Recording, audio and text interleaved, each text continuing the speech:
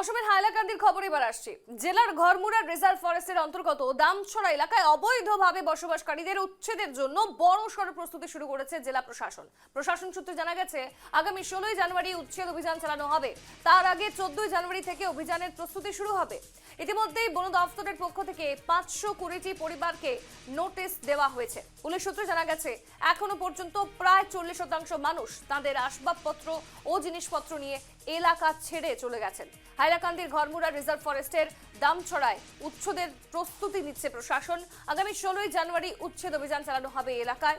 14 জানুয়ারি থেকে অভিযানের প্রস্তুতি শুরু হবে। বন দফতরের পক্ষ থেকে 520টি পরিবারকে নোটিশ দেওয়া হয়েছে ইতিমধ্যেই, এবং এখনো পর্যন্ত প্রায় 40% এলাকা ছেড়ে চলে গেছেন।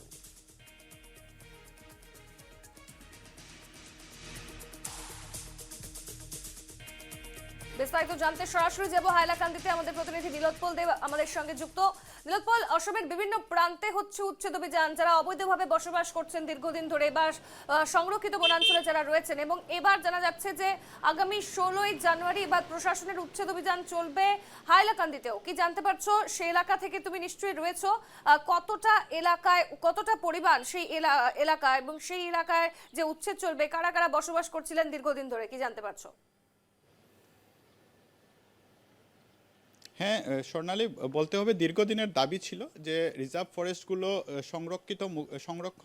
সংরক্ষিত বনাঞ্চলগুলো মুক্ত করা উচিত, এবং তাই দেখা গেছে যে দামচড়া এলাকায় হাইলাকান্দির, যেখানে প্রায় 2800 বিঘা জায়গা রয়েছে, বিস্তীর্ণ জায়গা, সেখানে অবৈধভাবে বসবাস করছিলেন অনেক লোক। তাই 520টি পরিবারকে সেখানে নোটিশ প্রদান করা হয়েছে, এবং নোটিশ প্রদানের পর দেখা যাচ্ছে যে অনেক লোক সেখান থেকে নিজেরাই নিজেদের আসবাবপত্র সামগ্রী নিয়ে এখান থেকে বেরিয়ে যাচ্ছেন।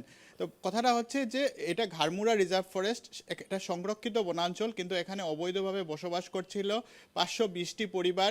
প্রায় দামচড়া, যেটা একটা রিজার্ভ ফরেস্ট এলাকা, উত্তর দামচড়া, দক্ষিণ দামচড়া এবং পশ্চিম দামচড়া, এই 3টি গ্রামের লোকেদের নোটিশ দেওয়া হয়েছে, এবং নোটিশ পাওয়ার পর আমরা দেখেছি যে তারা নিজে নিজেই ঘরবাড়ি ছেড়ে চলে যাচ্ছেন।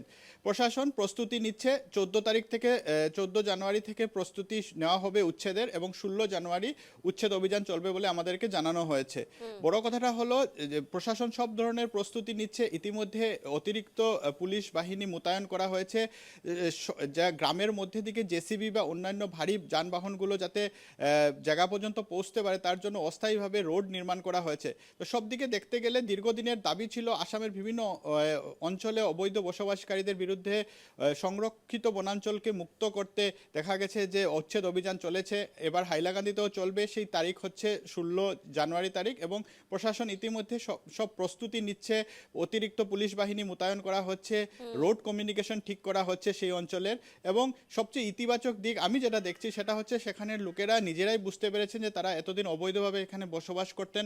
সংরক্ষিত বনাঞ্চল বসবাস করার জন্য নয়, সেটা প্লান্টেশন বা সেখানের প্রাণীদের জন্য সেই জায়গা, এবং তারা নিজেরাই সেই স্থান ছেড়ে চলে যাচ্ছেন। প্রশাসন সব ধরনের প্রস্তুত, সব ধরনের সিচুয়েশনকে ট্যাকেল করার জন্য প্রস্তুত, এবং ইতিমধ্যে উচ্ছেদ অভিযানের তারিখ জানানো হয়েছে, সেটা হচ্ছে 16 জানুয়ারি। একদমই তাই। আমাদের নজর রাখতে হবে যে আগামীতে আরো কত মানুষ নিজে থেকে সেখান থেকে চলে যান, নাকি প্রশাসনকেই তাদের উচ্ছেদ করতে হয়। নজর রেখো সেদিকে। ধন্যবাদ তোমায় নীলোৎপল।